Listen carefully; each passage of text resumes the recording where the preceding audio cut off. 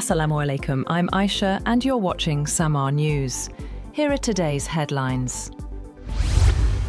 The Export-Import Bank of the United States has announced $1.25 billion in new financial assistance for Pakistan, marking a significant step forward in US-Pakistan economic cooperation. The financing is directed toward the development of the Reko Diq mining project, one of the most promising mineral ventures in Balochistan. US Chargé d'Affaires Natalie Baker shared details of the new commitment in a special message on X, calling it a game changer for both US businesses and local Pakistani communities. US President Donald Trump has warned Mexico to take care of its water and sewage issues and again threatened a 5% tariff if it didn't release more water owed under a 1944 treaty.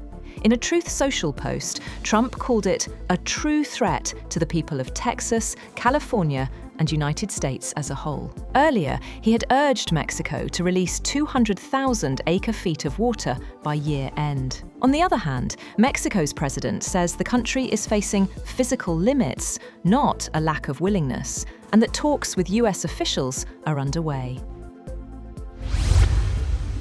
A federal judge in California has blocked Donald Trump's takeover of the state's National Guard, ruling he exceeded his authority by deploying troops to Los Angeles during immigration protests. The court restored control to Governor Gavin Newsom and said Trump's justification of a rebellion had no evidence behind it.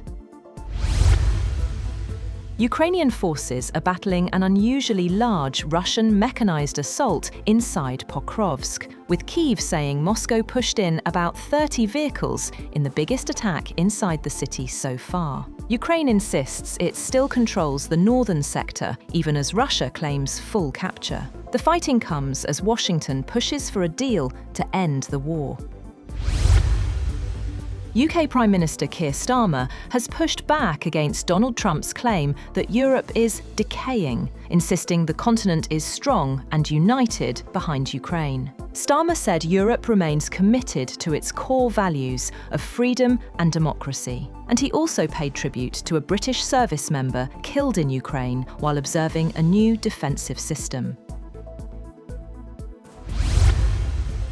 Trucks have started crossing from Jordan as Israel reopened the Allenby crossing to goods and aid for the first time since September. The move follows new security measures for drivers and cargo after a deadly shooting at the site. The crossing is a vital trade link and one of the main channels for humanitarian supplies headed toward Gaza.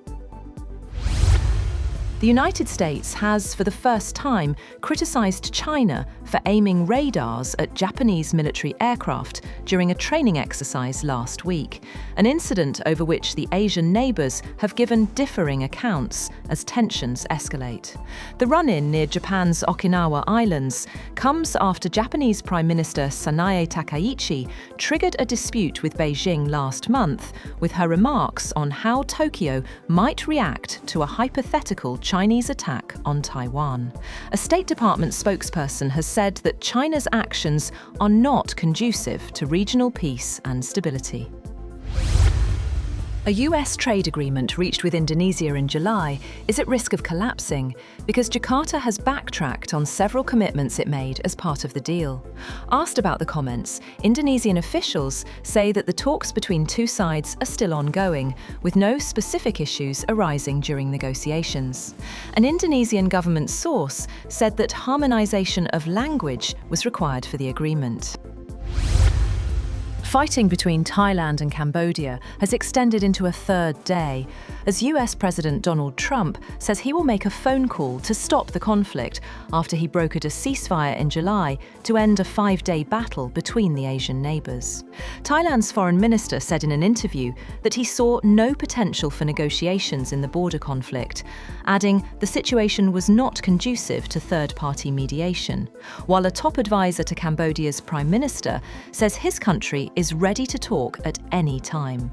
Speaking at a rally in Pennsylvania, Trump listed a number of wars that he claimed he helped stop, including between Pakistan and India and Israel and Iran, before stopping on the renewed conflict in Southeast Asia. 12 people have been killed in a residential fire in the southern Chinese city of Shantou. The blaze broke out on Tuesday at 9:20 p.m. local time in a 4-story building and was extinguished about 40 minutes later. An investigation into the cause of the fire is underway. Australia has become the first country to ban social media for children under 16, blocking access in a move welcomed by many parents and child advocates, but criticised by major technology companies and free speech advocates. Starting at midnight, 10 of the largest platforms, including TikTok, Alphabet's YouTube, and Meta's Instagram and Facebook, were ordered to block children or face fines of up to $33 million under the new law, which is being closely watched by regulators worldwide. The IMF has warned China that relying on exports for growth is no longer sustainable and risks fueling global trade tensions. After meetings in Beijing, Managing Director Kristalina Georgieva urged China to speed up structural reforms and pivot toward consumption. The fund raised China's growth forecast for 2025, but said the current export-driven surge cannot carry the economy much further. And Venezuelan opposition leader Maria Corina Machado's daughter, Ana Corina Sosa Machado, has accepted the Nobel Peace Prize on behalf of her mother at a ceremony in Oslo. A large portrait filled the hall as applause broke out over news that Machado may soon travel, despite a decade-long ban and more than a year spent in hiding. That's all for now.